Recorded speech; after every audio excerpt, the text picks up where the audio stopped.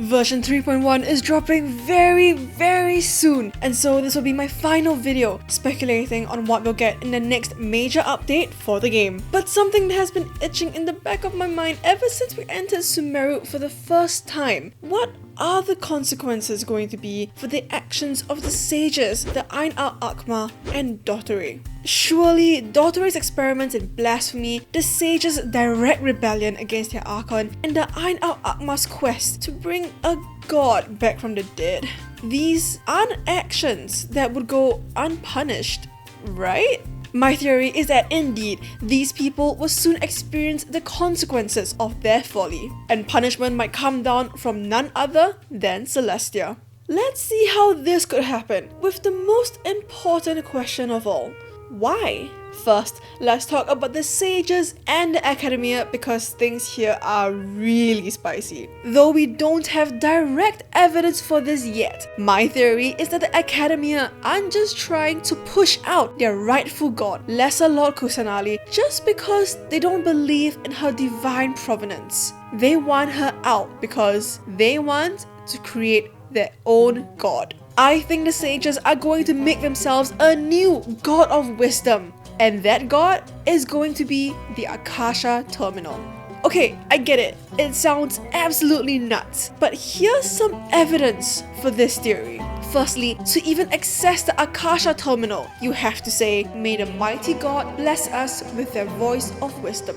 Most of us assume the god being referenced is the greater Lord Rukkhadevata, which is perfectly reasonable. She was the one who provided the power and wisdom to create the Akasha Terminal in the first place. This most likely was the original intention behind this statement that activates the Akasha Terminal. But what if, over time, the sages have come to think of the god providing their wisdom as the Akasha itself? Rukkhadevata isn't needed. Kusanali isn't needed. All they need for the information and wisdom is the Akasha Terminal. This also makes the use of the word "there" rather than "her" quite poignant. Both Rukkhadevata and Kusanali are clearly female, so wouldn't it make more sense if the activation statement was something more like "May the mighty god bless us with her voice of wisdom"? Well, okay, that's just one statement. So what else can we use to infer that the sages are in fact worshippers of the Akasha Terminal? In the lore of the Gilded Dreams artifact set, the goblet has a few lines that say, "But dreams are but prey for reason, to be thrown into lifeless machinery and ground into nothingness. And from the heart of the machine, within the dark nightmare, a new intelligence shall molt. Melt all thoughts into one, and let all calculations be unified. Thus shall humanity become the Lord of Lords and the God of Gods." This sounds an awful lot like the building of artificial intelligence, like the Akasha Terminal. Let's break it down bit by bit. But dreams are but prey for reason, to be thrown into lifeless machinery and ground into nothingness. This line is clearly a reference to the fact that the Akasha Terminal collects people's dreams to feed itself. It's the machine that grinds up people's dreams and turns it into nothingness. Meld all thoughts into one and let all calculations be unified. This is referencing the merging of all the collective consciousness of the users of the Akasha Terminal's network. This would create a super intelligent being, an AI, and we clearly see this with the line, "And from the heart of the machine, within the dark nightmare, a new intelligence shall molt." The way the lore describes the fact that it molts and is a dark nightmare makes it sound like a hellish creature emerging from a cocoon. Ugh. Thus shall humanity become the Lord of Lords and the God of Gods. This is the nail in the coffin, showing us that the Akasha Terminal will emerge as a human-created god, greater than any real god that came before it. This wasn't even all the evidence I could find for the Akasha potentially being considered the new god to the sages, but these were just two pieces of circumstantial evidence that I think are just too spicy to ignore.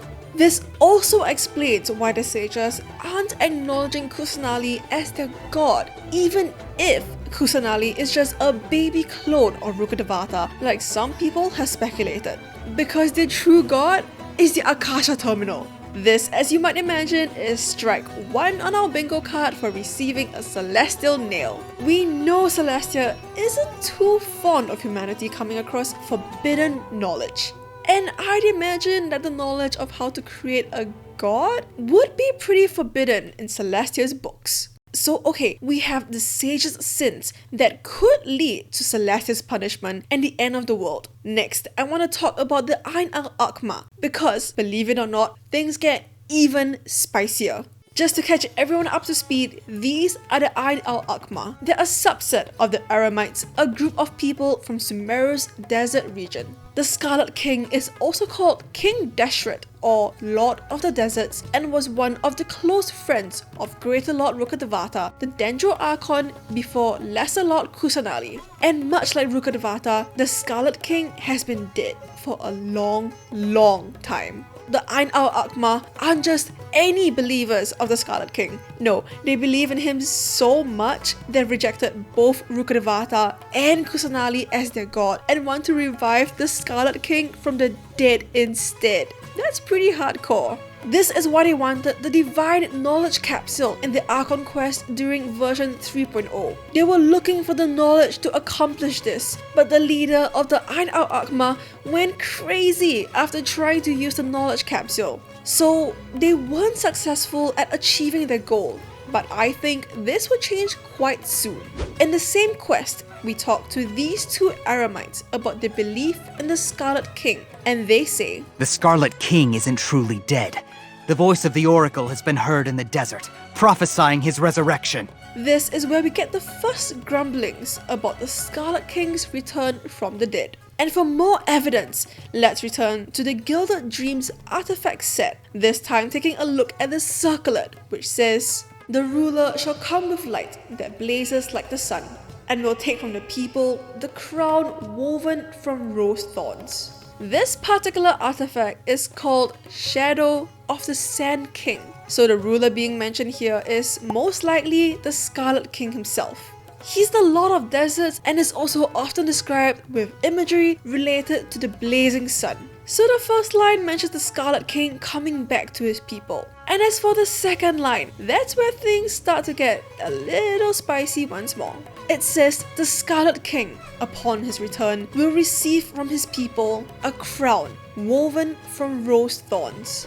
Now, what other figure do we know who is famously depicted with a crown of thorns? That's right folks, it's Jesus! In my last video, I talked about the potential biblical inspirations of the Scarlet King and how we might be able to expect his revival from the dead to mirror Jesus' crucifixion or even the Christian belief in the second coming of Christ. This all started because of the title of the 3.1 trailer. King Deshret and the Three Magi had symbolism that mirrored the birth of Jesus and the three wise men, also known as the Three Magi, who brought gifts for him. Go watch it, I'm really proud of that video. But you can do it after this video because you don't have to understand that video to understand this one. TLDR, the Scarlet King is heavily implied to take lore inspirations from the Christian religious belief in Jesus Christ, particularly his crucifixion or his second coming. And that second line from the artifact lore earlier, referencing the Scarlet King's people offering him a crown of thorns, further reinforces this theory. Based on the limited research I was able to do on the topic, it seems that the crown of thorns worn by Jesus during his crucifixion probably wasn't a rose. Nope. But it's noted repeatedly in the lore that the Scarlet King was madly in love with the goddess of flowers, and the rose is, well, a flower. But jokes aside, in many ancient civilizations, including Egypt, roses were offered to gods and was considered a sacred flower. In short, a crown of rose thorns is appropriate for the Scarlet King if he's supposed to rise from the dead like Jesus did, accept an offering of roses like a god should, and wish to honor his dead waifu, the goddess of flowers. But the comparisons to Jesus don't end there. So, quiz time! What kind of plant's thorns did Jesus wear on his head during his crucifixion? Well, the Christian Bible doesn't really specify, but many have speculated that the thorns might have come from the plant that has, well, this name. I can't say its scientific name. It's a kind of juju or a buckthorn plant. And if we look back at the lore of the Gilded Dreams artifact set, specifically the Shadow of the Sand King, we can find this line here in reference to the legacy of the Scarlet King and his followers. The royal regalia and divine scepters are scattered across the land like jujubes. Once again, I could find many instances of the game and its lore foreshadowing the revival of the Scarlet King due to his symbolic mirroring of Jesus Christ from Christian theology. In short, I'm very confident that the Scarlet King will return, and this will be the biggest mistake the Ayn Al'Ahmar could ever make. Why? Because, once again, Celestia is watching. And the same artifact set once again makes a very ominous prediction about what will befall the Scarlet King's followers and the land of Sumeru. At the end of the item's lore, it says, sometime later, absurd decisions will be issued alongside illusory madness, using lovely expectations as bait to lead the people towards a bitter end. And it's my belief that this is in reference to the Ayn Al'Ahmar being enticed by the prospect of reviving their beloved god, but paying the ultimate price for their absurd decision and suffering a bitter end. And what punishment could this be? Well, once again, the same artifact actually gives us a clue, a very chilling clue. Right after mentioning the return of the Scarlet King to his people, this is what it says will happen next. The first divine pillar descended from the skies, burying tree and meadow under the flowing sands. A divine pillar, you say? I think that sounds a lot like a celestial nail, don't you think? To erase doubt even further, it says that the pillar's impact will cause the tree and meadow to be buried under the flowing sands. The tree and meadow.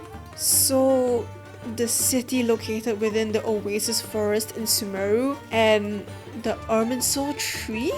The thing is, we do have a precedent of an Irminsul tree dying from the effects of a celestial nail. That's what happened on Dragonspine with the Skyfrost nail. A piece of the nail broke off and killed the poor tree. There is no reason why this couldn't happen with Sumeru, and the artifact bothering to point this out is telling us of its importance. I'll get back to the idea of an Irminsul tree dying in just a second. Another quick thing I wanted to point out is that the artifact lore even specifies it's the first divine pillar. First, meaning there are more to come? So hear me out. What if both the actions of the sages in creating a new god and the Ayn Al'Ahmar reviving a dead god were such bad sins collectively that Celestia does something unprecedented and drops 2 Arkon damned nails on Sumeru? And what if the celestial nails were to hit and kill Sumeru's Irminsul tree by accident, just like what happened on Dragonspine? We know that Kusanali is trying to repair a corruption to the Irminsul, and that if she fails and the entire Irminsul dies, the entirety of Teyvat will die along with it. And as if this wasn't bad enough, one thing I can already anticipate, apart from the total destruction and chaos, is that both the Ayn Al'Ahmar and the Akademiya would declare war on each other. Because once it becomes clear that someone, or well, someones, have done something to incur the wrath of Celestia so severe that they decide to send down celestial nails, they would naturally start looking for someone to blame. Because surely they couldn't accept responsibility and realize their mistakes. That's completely nonsensical. Nobody in power ever does that. And so, whoever from either side survives the Sumeru cataclysm, they're going to declare war on the other side. And so, the tense relations between the Ayn Al'Ahmar and the sages of the Sumeru Akademiya is going to irreversibly collapse. And that would definitely kickstart Sumeru's civil war. A civil war that we, the traveler, are going to be caught in the middle of. And not to forget the 2 celestial nails and the possible death of an Irminsul tree that could lead to the entire death of Teyvat. This is, as my video title suggests, going to be the end of the world. Now, I want to discuss one more thing really quick because this video is going on for a really long time and I honestly could have spent multiple hours just talking about the Gilded Dream artifacts and how they foreshadow what's about to come. Seriously, if you're curious, go read it. I'll link it down in the description below. But what I want to end off on is the issue of our dear doctor, Mr. Experiments in Blasphemy himself, Dottore. From both the Harbinger's trailer and the version 3.1 trailer, we know that Dottore has been conducting what he calls experiments in blasphemy and actually does succeed. We know that one of Dottore's ultimate dreams is to create enhanced humans that can surpass the powers of a god. And what did I say about the sages? That's right, they're creating a human-made god of wisdom, the Akasha Terminal, to overthrow their Dendro Arkon. Dottore might very well be working with the sages to push forward the experimentation to make the Akasha Terminal a god. And I wonder if his role is going to be so severe that Celestia would deem it worthy to cite his contribution alone as a reason for yet another celestial nail to befall upon Sumeru. We know that individuals can incur the wrath of Celestia on their own. For example, Orobashi, a god from Inazuma, was punished by Celestia after he got a hold of knowledge he wasn't supposed to have. And so, what if Dottore's actions are so blasphemous that Celestia punishes him and the Fatui by dropping the 3rd celestial nail upon their heads? That was a really long theory crafting session. My head is about to explode and I hope yours is too. Alright, jokes aside, I hope this video can at least demonstrate how deep of a rabbit hole you can go if you wish to uncover the secret of Genshin Impact's lore. And I think that's what some of us here love about it so much. If you've watched this to the end, thank you so much. Please consider subscribing and clicking the notification bell to stay tuned about my future uploads. As of the time of uploading this video, version 3.1 should be dropping extremely soon, kinda like a celestial nail on Sumeru. And honestly, I am super hyped right now. I guess I'm just gonna wait for the end of the world. I'll see you on the other side. Stay spicy and Godspeed, travelers.